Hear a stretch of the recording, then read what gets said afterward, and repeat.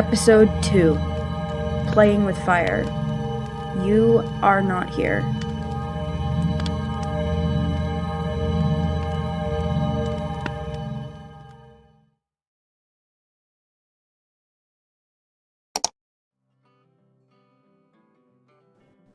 Hey Matteo, did you know that today's my birthday? You know, you can't say that every single day. It wasn't funny the second day, let alone the 30th. Oh my god, come on, there's literally no one in here to talk to besides you. Have you tried, I don't know, doing your job? Hell no. Have you? Touche. Could you at least restock the fridge? If someone comes in here, we should at least try to make it look like we are paying attention. I already restocked the trail mix. It's your turn. Yeah, of course. You know, I actually like working sometimes. It's just so annoying having to sweep and dust shelves and greet floppy hat moms towing their leash-clad children. Maybe you should find a different job. One that, doesn't involve those things. Genius. Really, it's fine. I just wish Finn wouldn't stick me here in the store so often. I miss giving tours, and I want to be outside. Have you tried talking to them? Finley is pretty chill. I bet they would switch your positions. Plus, I know that Jamie doesn't mind working in here. Ask to switch with her. Good idea, Matteo. I would have never thought to ask. Hi, welcome into Benny and Friends Depot.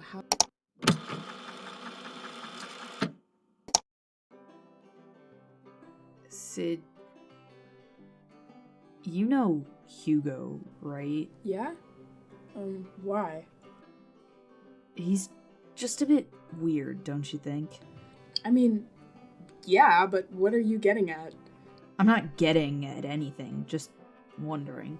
No, you never ask a question for no reason, alright? I know what you're thinking, man. I'm great at reading people. I love...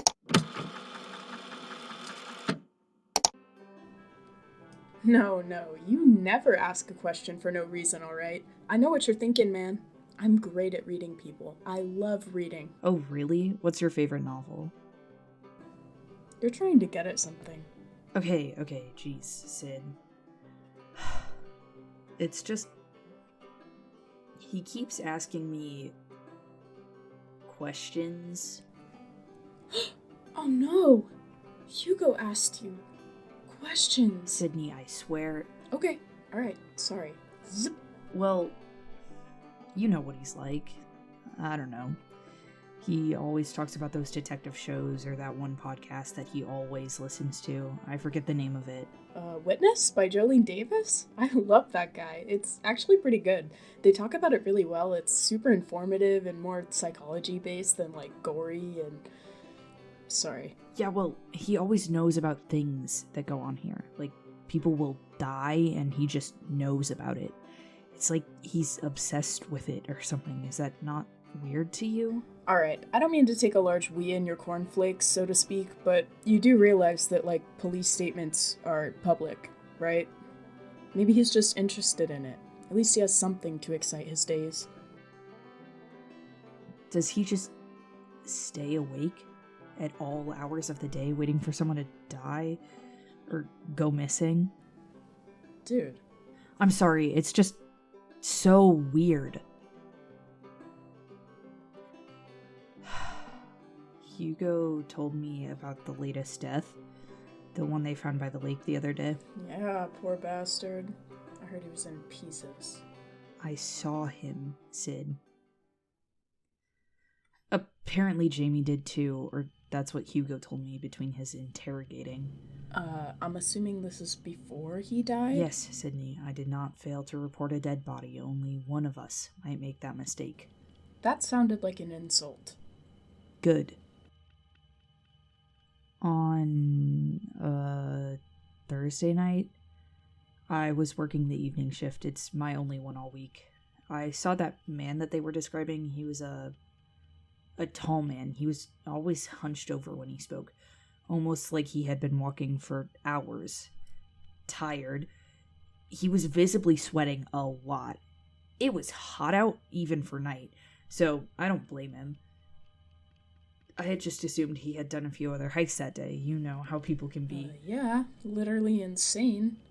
I don't understand those intense hikes. It was strange, though. He actually asked me for directions. It was confusing. Strange and confusing. It's literally our job, Matteo. I know, Sid, listen. He had a map. A park map, the ones that we usually hand out to kids. The ones with the specific trails all in different colors, and the area he wasn't looking for isn't necessarily hard to find. It seemed like he already knew where to go. Oh, he already knew where to go. What are you, like, reading people's minds now? There was something about him, Sid. God, never mind. This is so stupid. No, I'm sorry. I'm listening, I swear. What happened? He was just weird, okay? The way he talked, the way he was walking, he was just weird. His eyes, they were strange. His pupils were large. He looked scared, terrified, even. Maybe he was high. Oh my god, Sydney, Alright, where was he going? The docks, north of the lake. It was circled clearly on his map in, like, huge red marker. When Hugo was interrogating me over text last night, he briefly mentioned something about Jamie. He told me that he asked Jamie for directions too a few hours before I took over. So he asked 2 separate people for directions somewhere, but didn't they find him somewhere else? Are you sure he wasn't high? He sounds pretty paranoid too. It's like he wanted multiple people to know where he was headed. Do sober people do that? Shut up, Sydney. But if he was that worried about something or someone, why not ask for help? The whole situation is just weird. It doesn't help that the police's behavior was equally as bizarre. They never questioned me, clearly not in the loop like the rest of you, but what were they like? The 2 officers that questioned me looked distressed. I know from what Hugo told me the scene was pretty grisly. I guess they were probably just a little shaken up. The interview was just completely all over the place. They called me in this morning before my shift. Maybe we all were just a bit too tired. But they were just so weird. I think you're looking too much into it. Looks like Hugo's getting to you. Okay. Police statement of Matteo Cox regarding his interaction with Daniel Stevens on the night of... So, Mr. Cox, we understand that you were working on the night of the... correct? Yes, sir, I work the evening shifts on Wednesdays until around 1 a.m. That's when I usually get to leave. Great. I understand that you were on a shift during the disappearance of Mr. Daniel Stevens. You must have seen him before he eventually got lost and wandered a bit off the trail, right? We know that you'd spoken to him. How long did you and Mr. Stevens speak for? See, that's the thing that's odd, officers. He had a map with him when he asked for directions. A map? What kind of map?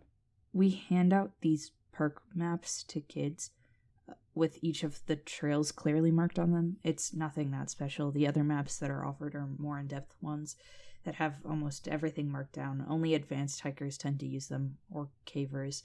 Most people just stick to the kids' maps. And you saw him with one? When he asked for directions, he had the map in his hands, which was one of the reasons I thought it was a bit strange. We did not find a map on the body. There wasn't even a discarded map on the trail, or anywhere near the body. Are you sure you saw a map, Mr. Cox? I think. I'm pretty sure I saw him with one. Mr. Cox, are you aware of the psychological term false memories? I'm not really, In criminology, we tend to find that people like to remember parts of a case that would make it easier for them to understand. It tends to happen when people are under a lot of stress. We understand that sometimes you have issues with stress. I mean, it's not really an issue. It was late too. I bet those late shifts can be a bit stressful.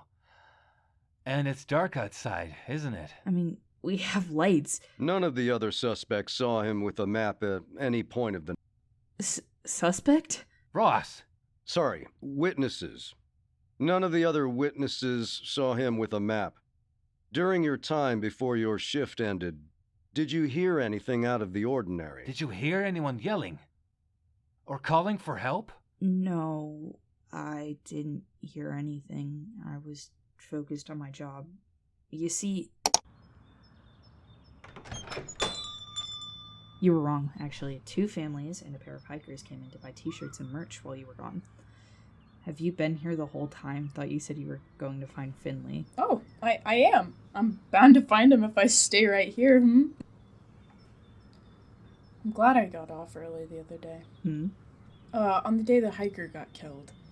I don't remember what I ate today. If they tried to ask me all those questions, I'd just become the prime suspect. Did you see this man? Probably. Where might you have seen him? I don't know, in the park? You also have a guilty face. They'd take you away in a second. Oh my god, I can't believe you just said I have a beautiful and kissable face. Well, you didn't have to be so forward, Matteo, but I'm into it. I'm going back inside.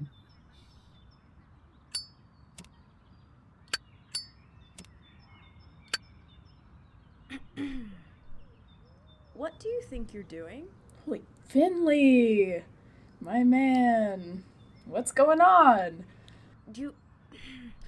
Sid, you work in a log cabin in the middle of the forest. Not only do I come to check on you to make sure you're doing your job, but you are playing with fire. I know, Smokey the Bear just ordered a hit on me and everything. But it's literally 9 p.m. We closed up almost an hour ago. There's not that much to clean up in here. Okay, well, I need to talk to you and Matteo, so come inside, please. Before you come in, though, flip your septum up, please, and tuck your shirt in. Please. Of course. I'd do anything for you, Finn. It's Finley. I am your boss. Firewatch, really? Yeah, I thought you guys would be excellent for the job. Plus, I know that That's actually Sydney. I know that Sydney really wanted to get a chance to work somewhere else. This is so cool. Maybe I can finally get out of this stuffy gift shop. Want a raise? Great to know that you both want to leave so badly. It really warms my heart. There's only a few spots, so you'll want to do the application as soon as you can. If you find me tomorrow, I can personally hand in your applications. I believe that all of you will do just fine. All of us? Oh, no, I meant that your applications would probably all be looked over. I think your chances of getting in are high. Yeah, alright, Finley. Are you applying? I've thought about it, but that's not important. I think you guys would be great for this. I hope you guys apply. Make sure everything is done, and then lock up. Have a good night. Do you want to lock up? I kind of want to head home early. Yeah, sure. Make sure to drop the keys off to Finley before you leave.